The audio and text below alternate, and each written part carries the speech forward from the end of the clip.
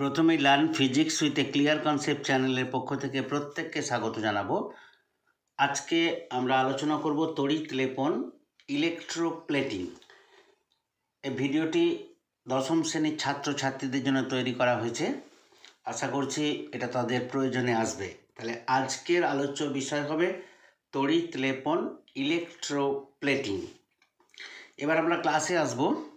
প্রথমে জানব তড়িৎ বিশ্লেষণ, ইলেকট্রোলিসিস। তড়িৎ বিশ্লেষণ কি? What is electrolysis? যে পদ্ধতিতে গলিত বা জলে দ্রবীভূত তড়িৎ বিশ্লেষ্য পদার্থের মধ্য দিয়ে তড়িৎ চালনা করে তড়িৎ বিশ্লেষ্য পদার্থের তড়িৎ বিয়োজন ঘটিয়ে নূতন পদার্থ উৎপন্ন করা হয়, সেই পদ্ধতিকে তড়িৎ বিশ্লেষণ বলে। তড়িৎ বিশ্লেষণ পদ্ধতি হলো এমন একটি পদ্ধতি যে পদ্ধতিতে আমরা তড়িৎ বিশ্লেষ্য পদার্থকে নেব জলে দ্রবীভূত বা গলিত অবস্থায় এবং তার মধ্যে দিয়ে আমরা তড়িৎ প্রবাহ চালনা করব। এর ফলে ওই তড়িৎ বিশ্লেষ্য পদার্থটি তড়িৎ বিয়োজন ঘটবে এবং নূতন পদার্থ উৎপন্ন হবে। এই পদ্ধতিকেই তড়িৎ বিশ্লেষণ বলা হবে। যে পদ্ধতিতে গলিত বা জলে দ্রবীভূত তড়িৎ বিশ্লেষ্য পদার্থের মধ্য দিয়ে তড়িৎ চালনা করে তড়িৎ বিশ্লেষ্য পদার্থে তড়িৎ বিয়োজন ঘটিয়ে নূতন পদার্থ উৎপন্ন করা হয়, সেই পদ্ধতিকে তড়িৎ বিশ্লেষণ বলে। তড়িৎ বিশ্লেষণের একটি ব্যবহারিক প্রয়োগ হলো তড়িৎ লেপন। তাহলে তড়িৎ লেপন হলো তড়িৎ বিশ্লেষণের একটি ব্যবহারিক প্রয়োগ। এখন আসবো তড়িৎ লেপন, ইলেকট্রোপ্লেটিং। তড়িৎ লেপন কি? What is electroplating? অপেক্ষাকৃত বেশি সক্রিয় ধাতু বা ধাতু সংকরের, যেমন লোহা, তামা, পিতল ইত্যাদি তৈরি বস্তুর উপর তড়িৎ বিশ্লেষণ প্রক্রিয়ায় কম সক্রিয় ধাতু, যেমন সিলভার, গোল্ড, নিকেল, ক্রোমিয়াম ইত্যাদি এর প্রলেপ দেওয়ার পদ্ধতিকে তড়িৎ লেপন বলে। তাহলে তড়িৎ লেপন হলো কোনো সক্রিয় ধাতুর উপরে কম সক্রিয় ধাতুর প্রলেপ দেয়া, এটিকেই আমরা বলবো তড়িৎ লেপন। তড়িৎ লেপনের উদ্দেশ্য, পারপাস অফ ইলেকট্রোপ্লেটিং। তড়িৎ লেপনের উদ্দেশ্য কি? অধিক সক্রিয় ধাতুর তৈরি বস্তুকে বাইরের আবহাওয়াজনিত ক্ষয় থেকে রক্ষা করা। যে সমস্ত ধাতু অধিক সক্রিয় তাদের তৈরি বস্তুকে বাইরের আবহাওয়াজনিত ক্ষয় থেকে রক্ষা করার জন্যে তড়িৎ লেপন করা হয়। যেমন লোহার উপর নিকেল, ক্রোমিয়াম, দস্তা ইত্যাদি পদার্থে প্রলেপ দিলে মরিচা পড়া থেকে রক্ষা পাওয়া যায়। আমরা যদি লোহার উপর নিকেল, ক্রোমিয়াম, দস্তা ইত্যাদির প্রলেপ দিই তাহলে মরিচা পড়া থেকে আমরা লোহাগুলোকে রক্ষা করতে পারবো। কোনো বস্তুর সৌন্দর্য বাড়িয়ে তোলা। তড়িৎ বিশ্লেষণের আরও একটি উদ্দেশ্য হলো কোনো বস্তুর সৌন্দর্যকে বাড়িয়ে তোলা।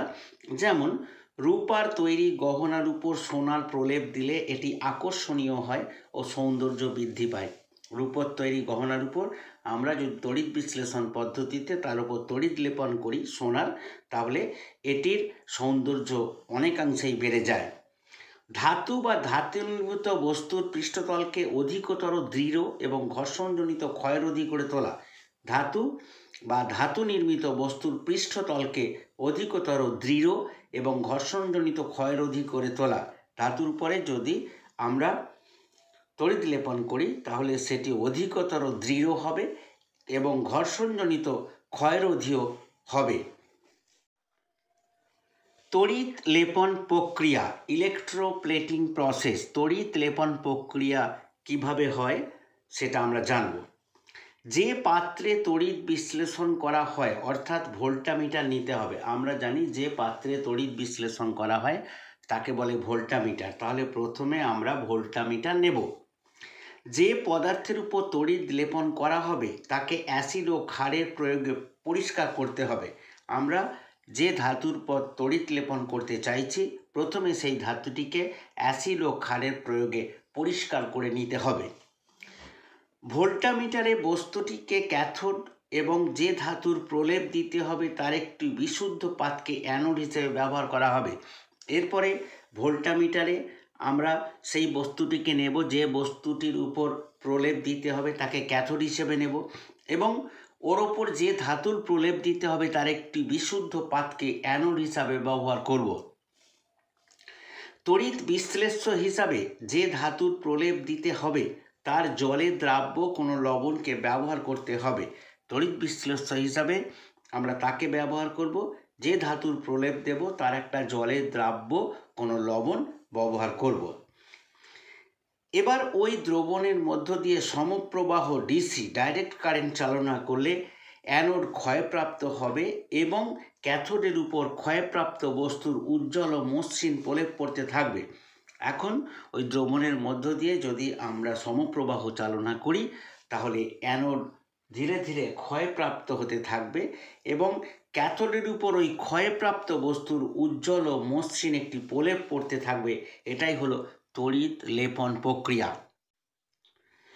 তড়িৎ লেপনে সোনার প্রলেপ। তড়িৎ লেপন পদ্ধতিতে আমরা কোনো বস্তুর উপর সোনার প্রলেপ দিতে চাইছি, তাহলে অ্যানোড হিসাবে বিশুদ্ধ সোনার পাতকে ব্যবহার করতে হবে।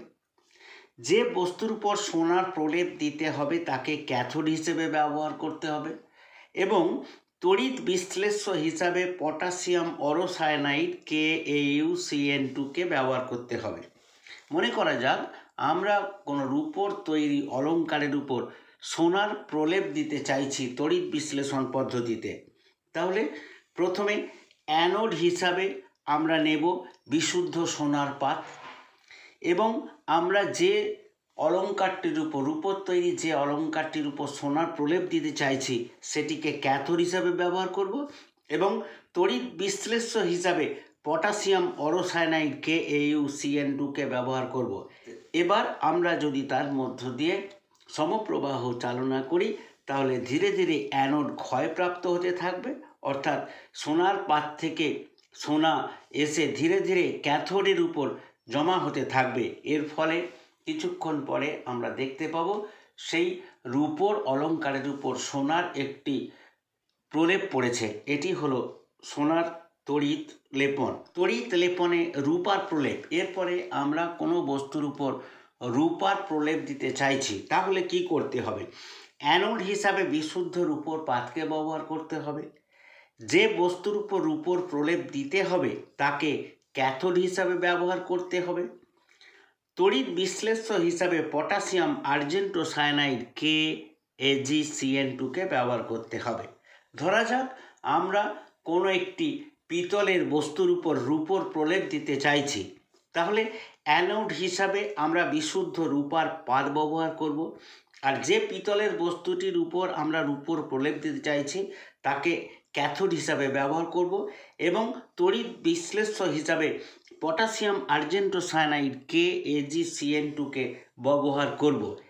এবার এই দ্রবণের মধ্য দিয়ে তড়িৎ প্রবাহ চালনা করলে অ্যানোড ধীরে ধীরে ক্ষয়প্রাপ্ত হবে, অর্থাৎ রূপোর পাতটি ধীরে ধীরে ক্ষয়প্রাপ্ত হবে এবং ওই রূপাটি এসে ক্যাথোডের উপর জমা হতে থাকবে এবং ওই যে পিতলের বস্তুটিকে ক্যাথোড হিসাবে ব্যবহার করেছি তার উপর একটি রূপোর আস্তরণ পড়বে। এটাই হলো রূপোর প্রলেপ তড়িৎ লেপন পদ্ধতির সাহায্যে। আজকে এই পর্যন্তই। আমার ক্লাসটা শোনার জন্য সকলকে ধন্যবাদ। ক্লাসটা ভালো লাগলে অবশ্যই একটি লাইক দেবে, বন্ধুদের সাথে শেয়ার করবে। অবশেষে আরও একবার সকলকে ধন্যবাদ জানিয়ে আজকে ক্লাসটা আমি শেষ করছি। নমস্কার।